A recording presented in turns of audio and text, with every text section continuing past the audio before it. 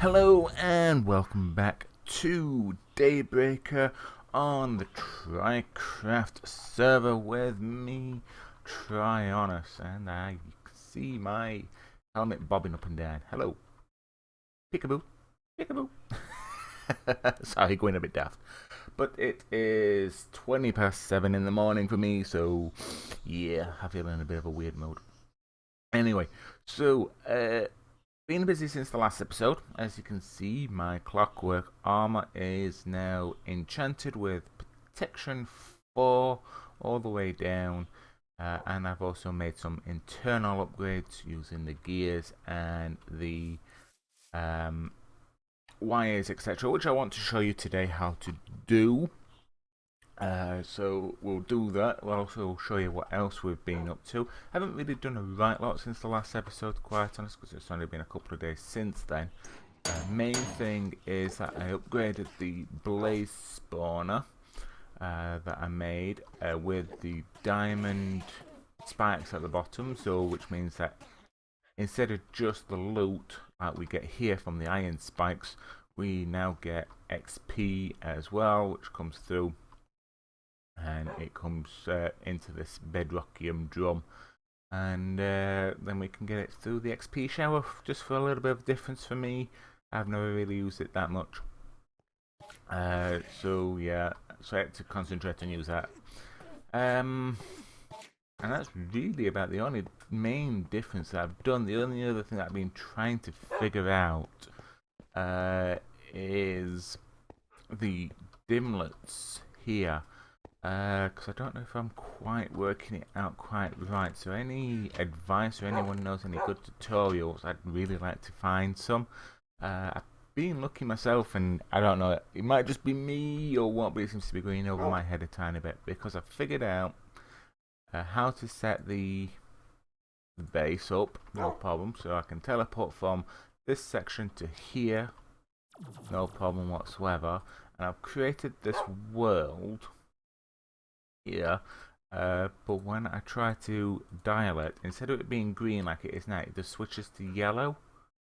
So I don't know if it's safe to go through or not, and I don't want to really get stuck in that dimension. And now I have got a way to return, hopefully, because I've been kind of preparing to go through, but like I said, I want to make sure I'm safe, because I've got this golden backpack here, and I've got a load of stuff with me. I've got the phaser, a winding box for my tools, some extra food, a crafting bench, some wood. I've got an energy supply, a matter transceiver, and a dialing device. I don't think I need the dialing device. I also got an energy cube, some wires, and the wind turbines, just in case if I need it. So that's kind of my backpack for going. So I'm kind of prepared to go, I just don't know if I can yet, if that makes sense. Now, to get the enchantments, I have been using the enchanter here to make dark steel for the protection. I also created this obsidian sword, because unfortunately, even though you can enchant the armor, you can't enchant the tools for Clockwork, which is a little bit strange, but one of those things. Now, you can upgrade these tools and armor and things like that, and it's fairly simple to do, so let me just show you how to do that while I'm here. So I'm just going to get rid of that little lot. Okay, so basically what you would need to do is create yourself a mainspring, and the mainspring recipe is as follows. That's not the mainspring, so there we go. 1 stick and iron around it would create you a mainspring with a tension of 2000 in it. The tension is almost like your durability for how long it would last, but I also think it degrades faster the more gears you've got in your tools and or armor, so you need to kind of find a decent balance. You can upgrade the tension, because as you can see on this one, I've got 64 64,200. Sorry, 64,000. Yeah, I can't talk. Like I say, it's 7:30 in the morning. Leave me alone. Now, to actually get cogs and things, you can create different gears. I know I just said cogs there, and they all come in different variations. These are the ones that you're looking at here, the Clockwork phase ones. Ignore these others. These are all parts of different mods like thermal expansion and essential gas. So you've got basic ones from your brass gears to your rusty gears, bronze, legacy, copper, diamond, emerald, and you can see they've all got different types of quality and speed. So one of the, and some of them come with memory as well, but memory is a completely different thing. I'll get to that in a second. But the best one you can get is the legacy gear, which is quality 7, speed 70, and memory 250. I know I said quality 7 then, but it's 70 obviously. But the only way to get legacy gears and rusty gears are through mob drops.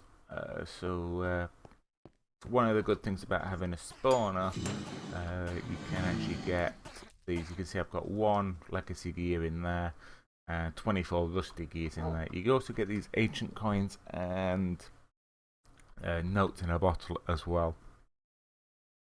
And these precious charms. These are all parts of Clockwork, but you only get them through, mob drops. The precious charms and the notes in the bottle and the ancient coins, they only give memory, nothing extra to increase durability or anything on those sort of lines or speed. Now, with memory, I'm still learning it, so you have to bear with me, but memory is something to do with getting a little bit further advanced with the temporal ingots and things like that, so you can create some of the more advanced stuff. Like I say, I'm still learning, so you have to bear with me on it.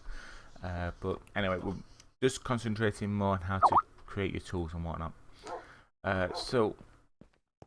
If you wanted to upgrade the tension in your mainspring, and I'm going to do it here on this one, you'd grab 8 ingots. The better quality ingot, the more tension you can put on quicker. Yeah, I'll just show you. So you would need a Clockwork assembly table. Clockwork assembly table is made as such, an iron gear surrounded by wood. You'll also need the winding box. Oops, I can't spell. There we go. The winding box, which is 2 iron and Clockwork or Flex Spears brass. To make the Clockwork brass, it's just 4 iron and 1 gold. So not too expensive. And you get 3 for your 4, so not too bad at all, really. And I'll come to the disassemble, but I think you kind of saw how that works anyway when I first clicked it. The assembly table, it's got 3 functions. You've got your gear assembly, or your cog assembly here. You've got your mainspring here to increase its tension, and then you've got your assembly bit here, which is where you put all your bits and pieces together. So we'll go back onto the gears, cogs, whatever you want to call them. You've got all these blank spots and this one in the middle.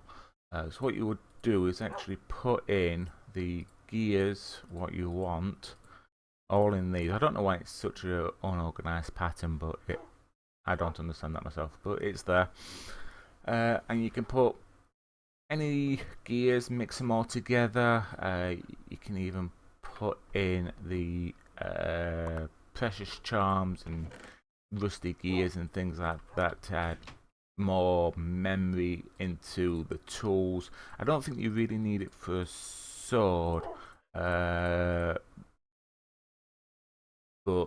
it's more useful for your pickaxes and shovels and things like that. So that's why I haven't really not bothering with any of the main memory. It tells you what you're actually putting into your cog here, as I call them. Here, so quality of 560, speed of 420, and a memory of 500. But yeah, these are diamond gears and 2 legacy gears. So you can create that, no problem. To actually increase the tension in the mainspring, you put your mainspring in the center of this, then you put whatever ingot you want around it, and as you can see it's 64,000, and then you can click it and it will increase to 65, 8,000, and so on and so forth. So I'm just going to dump all that lot, and you can increase it. I think the maximum is 1 million, so they can last quite a long time. So I'm going to assemble this. Now to assemble it, you get what you want to put on it, either on the left or right. You can put it in this. You can't put it in the center, sorry. And then you can add your clockwork, which then combines them together to get your sword. And as you can see there, there's no clockwork quality or speed on that one. Everything's on there, but it combines directly into the middle. So you take it out of the middle, and then you add your mainspring exactly the same, and then you've got your sword. What you do then to get your tension up, because as you can see it's currently at 0, use your winding box, have the item in your hand, and then just hold right click, and as you can see it's like the durability all going up, and then you're ready to go.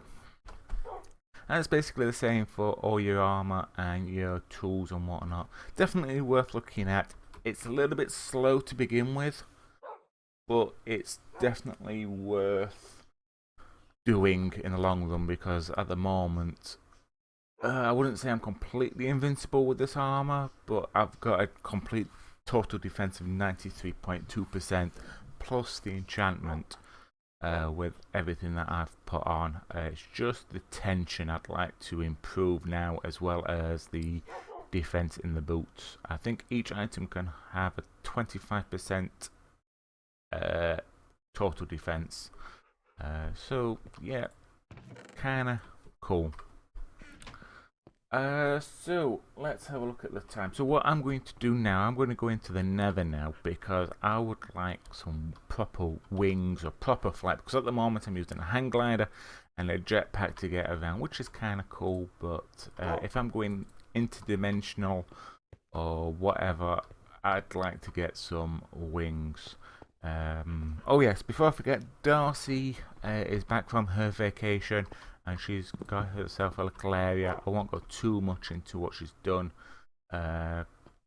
Even though we're working together, I don't want to spoil anything in case she decides to record what she's done. But she's back. So what I'm going to do now, I'm going to go into the Nether. I'm hoping I can get some Wither skulls, and then hopefully we can fight the Witherboss, and then I'll be able to get the what do you call it? The signal. You know what I mean. So yeah, once I've killed a few of these guys, I'll be back in a second, because I don't think you'd really want to watch me kill a few withers, or either that, or I might do a little bit of a fast track thing here. So yeah, I'll be back. Wow! At last, I've got my 3 wither skulls. That has taken almost an hour to get those skulls. That was ridiculous. I even ended up trying to kill a few pigmen around. I'm going to at least 3 different forts to try and get those things. Oh, absolutely ridiculous. I'm definitely going to have to come up with some sort of soul shard spawn or something on those sort of lines to get those skulls. But we have them at last. So let's head back to base and spawn in the Witherboss. So I'll see you back at the underground base place. Right, here we go. So got an underground area that's set up, and we just need to get these skulls in place and go. There we go. Shouldn't be too much of a difficulty, I don't think. So,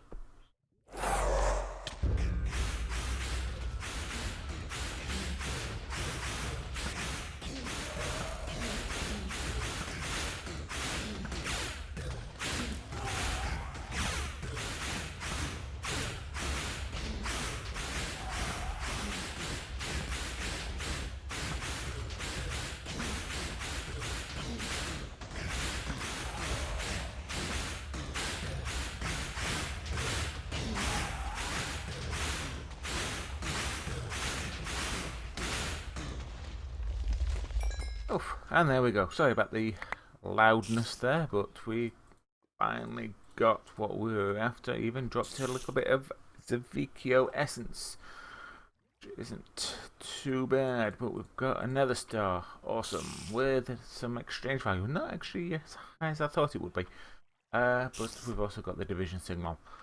So at last we have a division signal, so that means I can farm the ritual to get the unstable ignite, and then we should be able to get some wings. But I think I'm going to leave that for another episode because I've had enough of fighting for one day, especially running around those forts. That took far too long, like I said. So I hope that you've enjoyed today's episode. And I will see you in the next episode. So I'll catch you later. Bye.